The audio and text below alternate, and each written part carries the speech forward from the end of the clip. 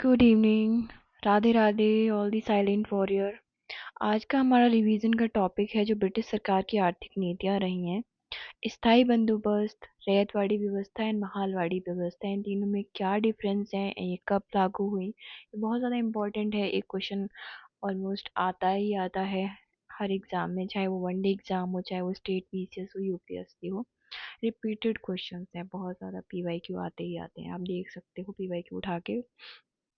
से स्टार्ट करते हैं। स्थायी बंदोबस्त जो है वो कब पहला विचार किसने दिया था, तो वर्ड हेस्टिंग के कार्यकारी के सदस्य थे फ्रांसिस, उन्होंने पहला विचार दिया था। लेकिन इसको आरंभ किसने किया था? कॉर्नवालिस एंड जॉन सोर के सहयोग से स्थायी बंदोबस्त लागू की गई। स्थायी बंदोबस्त क्या है? परमानेंट सेटलमेंट, जमींदारी व्यवस्था। इसमें जो जमींदार है वो भूमि का स्वामी होता था, किसान नहीं होता था। स्थायी बंदोबस्त में कौन भूमि का स्वामी होता था? जमींदारी। यानी ब्रिटिश सरकार ने ये व्यवस्था, ये वो स्थायी बंदोबस्त थी, ये किसके साथ की थी? तो ये जमींदारों के साथ की थी। ब्रिटिशों ने लगान का समझौता किसके साथ किया था? जमींदारों के साथ किया था। इसमें 10/11 भाग जो है वो सरकार को दिया जाता था एंड 1/11 भाग जो हिस्सा था वो जमींदार का होता था। कब लागू की गई थी? तो 1790 से 91 में ये लागू की गई थी। और उस टाइम लगभग 2.68 करोड़ रुपए ब्रिटिश गवर्नमेंट को भू राजस्व की राशि प्राप्त हुई थी। एंड फिर उसके बाद 1794 में सूर्यास्त कानून लाया गया। सूर्यास्त कानून 1794 में लाया गया। इसके तहत क्या होता था? एक निश्चित तिथि के सूर्यास्त तक लगान नहीं देने पर जमींदारों की जो जमींदारी थी वो चली जाती थी, उनकी जमींदारी नीलाम हो जाती थी अगर वो एक निश्चित तिथि तक ब्रिटिश गवर्नमेंट को लगान नहीं जमा करते थे, तो उनकी जमींदारी छीन ली जाती थी सूर्यास्त कानून के तहत। कब लाया गया? 1794 में।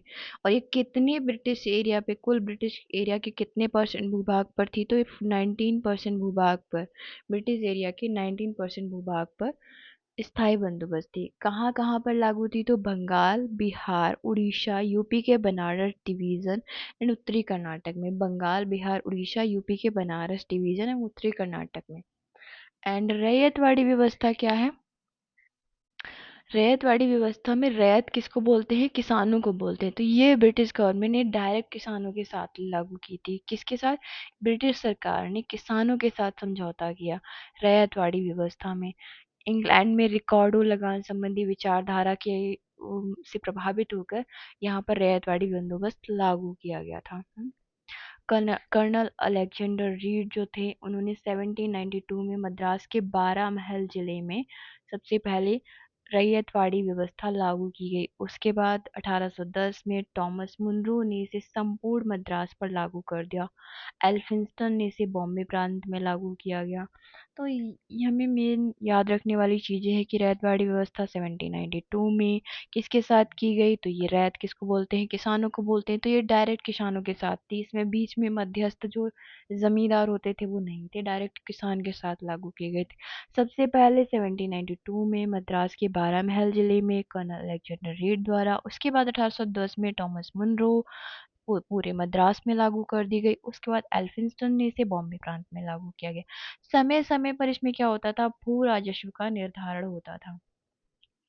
रैयतवाड़ी व्यवस्था में समय समय पर भू राजस्व का निर्धारण होता था। पूरे ब्रिटिश क्षेत्र के 51% एरिया पर थी। ये कितने परसेंट एरिया पर थी? ये 19% पर थी। जो जमींदारी व्यवस्था थी वो 19% पर थी।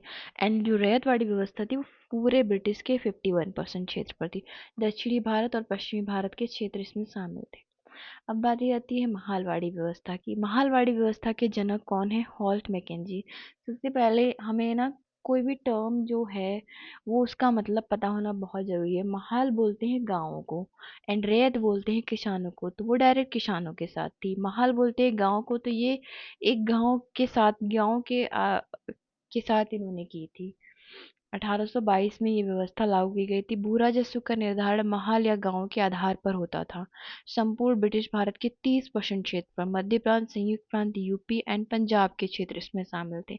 किस पर? महाल किसको बोलते हैं? गांव को बोलते हैं। तो महालवाड़ी व्यवस्था गांव के आधार पर लागू की गई थी। भू राजस्व का निर्धारण गांव के आधार या महल या गांव एक ही बात है ना, किसी को समझ नहीं आए तो वो गांव महल एक ही चीज होती है। जनक कौन है? Holt Mackenzie. कब लागू की गई? 1822।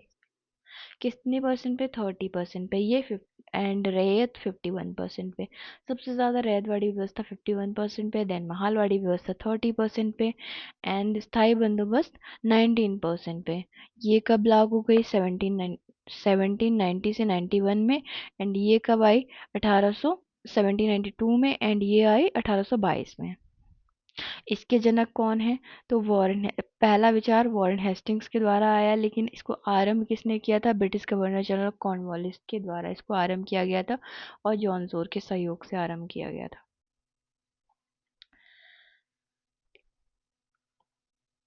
ये और भी चीज़ें हैं। ब्रिटिश साम्राज्य डलहौजी की नीतियाँ जो हैं एंड सहायक संधि प्रणाली, इसे हम नेक्स्ट वीडियो में समझेंगे। आज के लिए इतना ही, मिलते हैं नेक्स्ट वीडियो में। Till then take care, bye bye, Radhe Radhe. Video अच्छी लगी तो do like share and subscribe. Thank you.